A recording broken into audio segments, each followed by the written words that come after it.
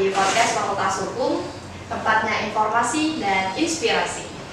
Kali ini saya sebagai podcaster, Ridiani Azhari, bersama Ibu cantik, pengacara milenial dan pengacara gaul kita. Mohon izin Ibu Diana Ivori Iu Terenas SH, SHI, MH, CMD. Selamat datang Ibu. Ya, selamat datang. Assalamualaikum warahmatullahi wabarakatuh. Waalaikumsalam warahmatullahi wabarakatuh.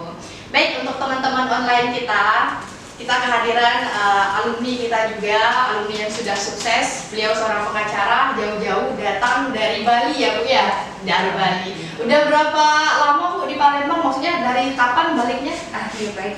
Saya di Palembang itu baru masuk 2 minggu kayaknya. Oh, udah 2 minggu Bu ya? Oke, tapi bentar lagi mau balik Bu ya? Ke Bali lagi Saya ya? memang jadwalnya mungkin di atas tanggal 11 sudah harus balik.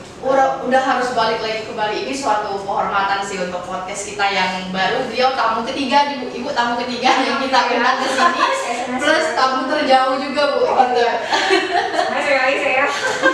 Jadi ini tamu terjauh kita. Baik, jadi teman-teman, beliau seorang pengacara, beliau juga alumni dari Fakultas Hukum. Tentu saja kita sebagai generasi Fakultas Hukum Bu sangat bangga bisa bertemu sama alumni yang sudah sukses sebagai pengacara ya. Apalagi kita bisa bilang pengacara. Kenapa saya bilang pengacara gaul? Beliau ini keliling guys, keliling luar kota, keliling Sumatera, keliling Indonesia. Oke, jadi Bu, mohon izin kita tanya, apa sih Bu asiknya jadi seorang pengacara nih Bu? Oh ya.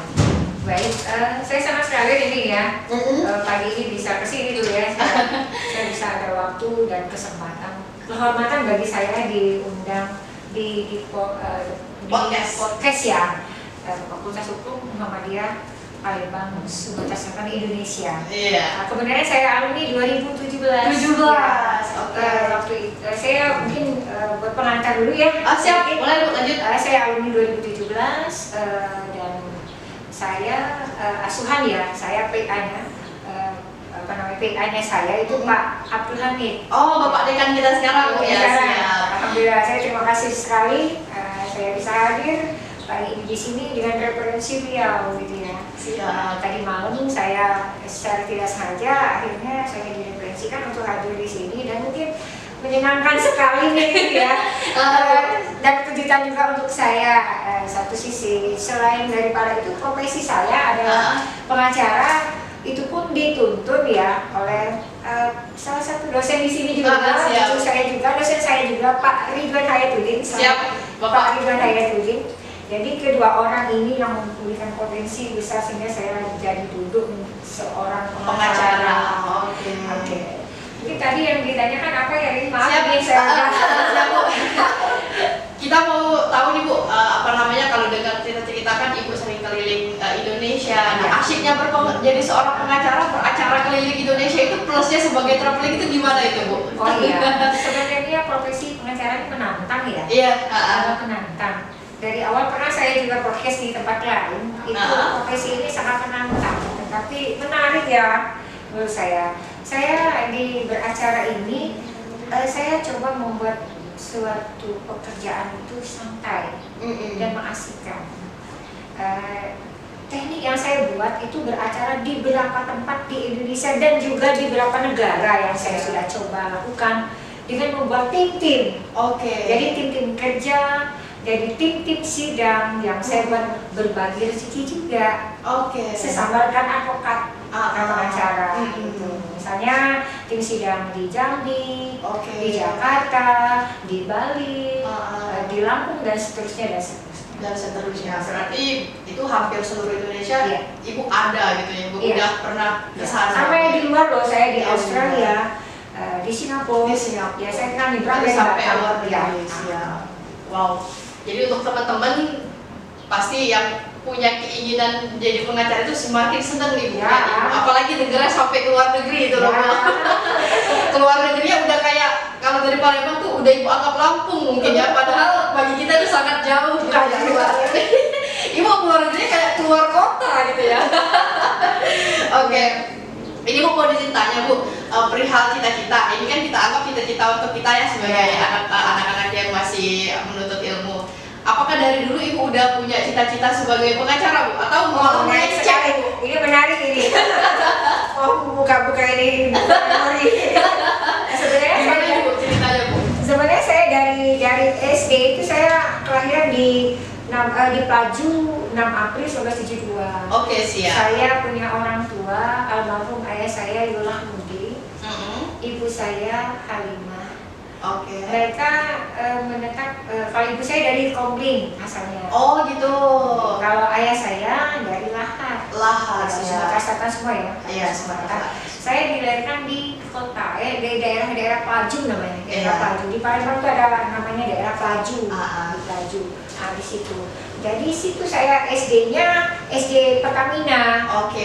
BPM katanya tuh. Iya, SD Pertamina. SMP Negeri 16, saya alumni SMP Negeri 16, tes untuk SMP Negeri 16. Siap. Terus saya juga langsung melanjutkan di SMA Negeri 2 SMK 3 Palembang. Oh, SMK 3. Jadi cita-cita saya sebenarnya kalau seharusnya ke ekonomi sih, Rin. Iya, benar-benar. Karena ibu SMK-nya Iya. jurusan Jurusan manajemen Oh, pemasaran. manajemen pemasaran. Jadi saya waktu itu cita-citanya saya lanjut di kuliah ekonomi aja lah. Oke. Gitu. Tapi ternyata ceritanya lain. Ternyata jadi ibu pengacara gitu ya. Jadi saya akhirnya tidak karena waktu saya kuliah, waktu saya tamat sekolah itu saya langsung kerja di waktu SMP itu. Oh, gitu. Saya bekerja di suatu perusahaan kimia terbesar di Sumsel ini. Saya sambil kuliah lagi di Muhammadiyah ini. Gitu ceritanya. Terus saya kalangan saya itu dosen-dosen itu ya seperti yang saya cerita, mereka ada yang menjadi praktisi hukum, ada yang jadi pengacara. Saya tertarik sekali dengan kegiatan-kegiatan itu. Itulah awal mula ibu ingin jadi berubah cita-cita ya Bu ya, pengen jadi pengacara. Panggilan dia sudah takdir. Oke, jadi kan ini ibu sudah hampir belasan tahun ya Bu ya sebagai pengacara. Ini pengen tahu nih Bu, kasus-kasus yang menurut ibu menarik, menurut ibu susah ataupun mudah, gampang, itu kan ada tingkatan semuanya. Nah, apa Bu kasus-kasus yang sering dan pertama yang kasus yang paling bermomen, maksudnya kayak yang paling berkesan yang ibu tanganin, terus juga yang menurut ibu paling sulit juga boleh kita sharing ceritain Bu ke kita Bu, supaya kita excited gitu kan. Kita ambil kegiatan per 3 tahun ya, 3 tahun belakang ke depan aja. Kalau yang lama-lama sekali ini sudah ini siap. Yang pertama itu adalah perkara di Pulau Dewata Bali ya. Oh ya, di Pulau Dewata. Saya kebetulan dapat kepercayaan dari kuasa hukum dari 41 orang penabung di sebuah LPD. LPD itu modelnya seperti lembaga keuangan, seperti koperasi. Jadi 41 orang ini menabung di LPD tersebut, tetapi lembaga perkreditan LPD tersebut tidak mampu untuk mengembalikan daripada tabungannya. Nah, di kesempatan itu ke-41 orang itu memberikan kepercayaan kepada saya untuk menjadi kuasa hukum. Berbagai upaya hampir 2 tahun itu agak sulit sampai 2 tahun itu 2 tahun. 2 tahun sulit. Akhirnya pas 2 tahun itu saya naikkan sidang. Saya upayakan perdata. Nah, ini sangat menarik bagi saya. Saya tuh karena saya pulang balik ke beberapa tempat. Saya itu kadang 3 hari sekali itu flight. Saya flight, terima kasih banget saya dengan Superjet. Saya naiknya Superjet. Jadi flight terus Superjet itu saya kayak naik apa gitu 3 hari. Kalau ibaratnya tuh udah kayak motor ya kalau di kita, tapi itu Superjet. Saya enjoynya naik Superjet deh, karena satu terminal dia gitu. Nah, jadi 12 kali persidangan. Yang menariknya ini Randy, itu tidak, memang ketok palunya adalah damai. Jadi ujung damai. momennya adalah damai, putusannya adalah damai, tidak memberikan satu putusan yang bersifat tetap gitu ya. Karena ini yang pertama. Jadi itu perkara yang agak menantang. Perkara yang kedua adalah perkara Lahat. Lahat di Palembang Sumatera Selatan itu perkara viral. Itu dipiralkan sampai memohon bantuan dari Pak Jokowi, terus Kapolri dan yang lain-lain halnya yang ada hubungan dengan di hukum ya. Tapi saya bisa menyikapi dengan baik. Saya berkoordinasi juga dengan salah satu pengacara kondang ya di Indonesia, dengan grupnya Pak Komentaris itu. Saya sempat berkopi Joni juga di sana. Jadi saya koordinasi dan alhamdulillah perkara tersebut naik sidang, putus juga gitu. Akhirnya. Dengan putusan yang bersifat adil dan tetap. Gitu. Jadi cerminan keadilan itu meningkatkan juga supremasi hukum di Indonesia. Oke. Itu loh. Jadi seru ya Bu ya. Seru nih teman-teman. Jadi tadi sisi asyiknya ya kita bilang. Sekarang ini mau tanya sisi yang menakutkannya nih Bu. Entah dapat ancaman dari berbagai pihak, entah dapat tekanan dari berbagai pihak. Apa nih Bu sebagai pengacara nih Bu? Jadi kedua perkara tadi putusnya di 2024 ya. Oh baru banget Ya, makanya saya bilang tadi 3 tahun ke belakang aja saya bilang 2024. Kalau saya ambil dari ke belakang lagi saya tarik itu ada berapa perkara yang saya pending, ada sekitar 11 perkara pending yang berat-berat itu. Jadi diperdata semua di tanah. Saya ambil contoh satu yang di Air Saleh di Banyuasin. Oke. Itu perkara-perkara berat yang saya tanggulangi. Rata-rata memang dimediasi putusnya. Tidak sampai naik sidang ya. Alhamdulillah naik sidang. Itu banyak jadi pengacara itu khusus di perkara yang saya tangani di Air Saleh itu saya hampir merebut nyawa saya loh. Gimana tuh Bu? Ceritanya tuh Bu? Menakutkan sebenarnya. Karena saya ditantang dengan suatu hal yang membuat saya itu gentar tidak ini. Jadi saya akan mundur tidak dengan perkara ini. Tapi saya berjihad ya. Saya berjihad karena saya yakin segala sesuatu sudah diatur yang di atas. Tuhan sudah mengatur dalam perjalanan kita. Jadi kita harus yakin gitu. Dimanapun kita berada, kita harus dengan keyakinan kita. Saya ditantang waktu itu mau merebut nyawa saya loh. Saya dihunuskan berapa banyak pedang dengan pasukannya lebih dari 40 orang itu. Saya dihunus 3 hari 3 malam saya tidak mengganti pakaian saya. Di dalam hutan saya waktu itu bersama klien saya. Untuk keluar dari tempat lokasi itu saya sangat sulit. Gitu. Jadi makan seketemu makannya, minum seketemu minumnya gitu. Jadi itu sampai sekarang perkara masih saya pending, yang mungkin depan kita akan naikkan gitu ya. Jadi di situ saya ditantang dengan tapi saya tidak gentar ya, karena kita punya sumpah. Sumpah apakah kita tegakkan, kita pegang dengan teguh keyakinan pada Allah itu, pada Tuhan sang pencipta kita harus. Seperti itu. Teman-teman kalau dengar cerita Ibu tadi gimana nih? Masih mau lanjut atau mau mundur jadi pengacara? Oke, harus lanjut. Kenapa kita tidak yakin pada ketentuan kita ya? Karena kalau dikepung di hutan takut juga gitu. Oke, kita udah dengar nih cerita dari sisi menakutkan yang Ibu alami selama jadi pengacara ya. Mungkin kalau Rini rangkum, Ibu sehari bisa sampai 4 perkara, 5 perkara, terbanyak berapa perkara sih Bu dalam satu hari? Kalau 2024 saya ada 15 sidang. 15 sidang dalam satu hari? Saya 15 sidang. 2024 ini masih ada 15 sidang saya. 15 sidang di beberapa titik objek di Indonesia. Di Indonesia Bu, bukan di Sumatera? Tidak. Jadi saya di Bali saya memang fokusnya kantor hukum I4U Association itu ada di kota Bali ya. Ada di Bali. Tempatnya di Gianyar di Bali. Siap. Jadi di Palembang ini sementara vakum karena memang ada suatu hal gitu. Jadi kita di Bali. Dari Bali itulah saya memusatkan jadi beberapa sidang di Jambi, di Lampung, di Batam dengan tim-tim kerja saya.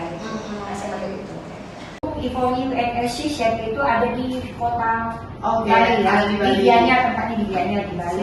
Jadi di Palembang ini sementara vakum karena memang ada suatu hal gitu. Jadi kita di Bali. Dari Bali itulah saya memusatkan jadi beberapa sidang di Jambi, di Lampung, di Batam dengan tim-tim kerja saya.